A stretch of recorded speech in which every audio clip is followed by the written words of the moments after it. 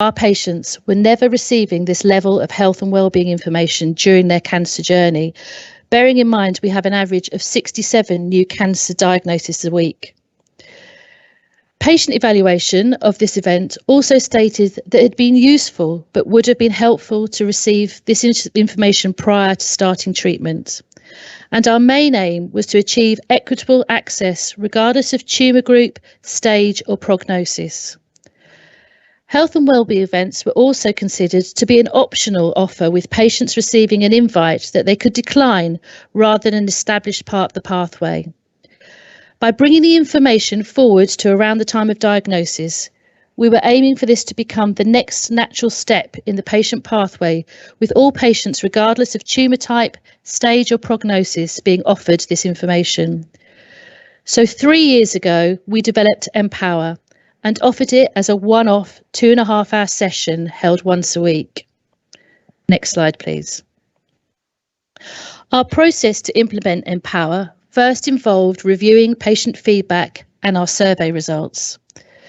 The survey results around information, management of side effects and signposting to support fell well below the national average.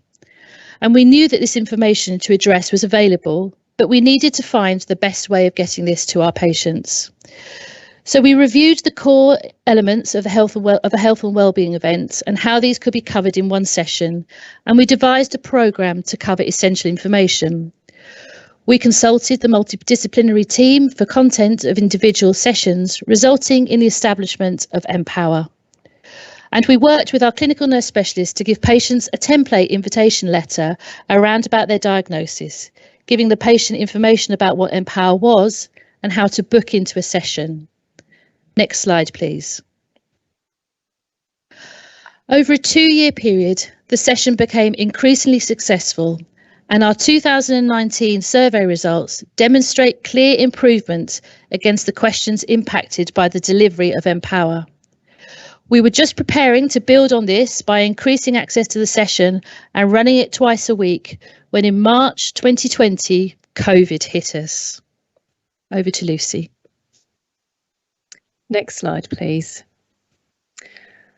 So due to the pandemic, all our face-to-face groups had to be suspended. Therefore, we decided, how can we get this to reach people now that we can't meet them face-to-face? So we transferred all the information into a virtual health and wellbeing video, giving patients the option to attend an MS Teams call after watching the film to ask any questions. This required the expertise of our medical photography team in-house, who helped produce the film for us. And the process for patients to access this has also been adapted. So we devised a new template letter inviting patients with a QR code on it to scan to enable them to watch the film easily.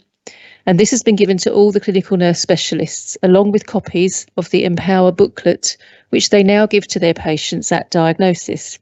This means that every newly diagnosed patient receives this information, rather than only those who chose to attend the session in person. Another advantage of this method is that the film can be watched in different languages on YouTube and also has subtitles, therefore it is far more accessible. All patients receiving the information are recorded on our Somerset Cancer Register, and this enables us to run a weekly report to monitor the numbers accessing it.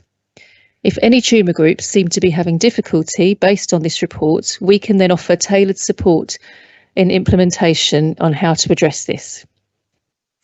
We worked with our patient partners to survey patients who have actually been given the information, and they helped us devise the survey and then rang the patients over a 3-month period to ask them, firstly, if they'd received the information, had they watched the film, how helpful had they found it, and also if they would now like to book into a video call if they hadn't already.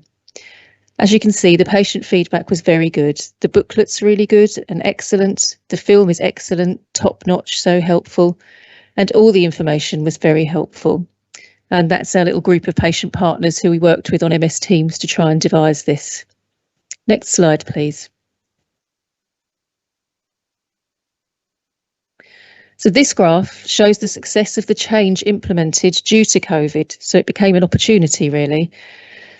If we compare the numbers of patients attending the face-to-face events, which is the red line at the bottom, to those receiving the information and accessing the film, the blue line at the top, we can see that there's been a significant improvement in access to this information. Next slide, please. So as life opens up again, we are planning to, and actually now I'm pleased to say we have, as of yesterday, resumed the face-to-face version. What we've done is actually devised a hybrid version. So the patients are encouraged to watch the film first to get all the information, and then come and attend a group to ask questions, and most importantly, meet other patients and share how they are feeling. Having peer support is something which has been greatly missed during the pandemic, and this was clear from the meeting that we held yesterday. We continuously review our processes and are currently working with our haematology and gynecology teams on alternative invite timings and methods to suit the individual tumour groups and the speed of the pathways that their patients have to go through. We have now successfully embedded Empower into the patient pathway by engaging the clinical nurse specialists to offer this as the next step for the patient after diagnosis.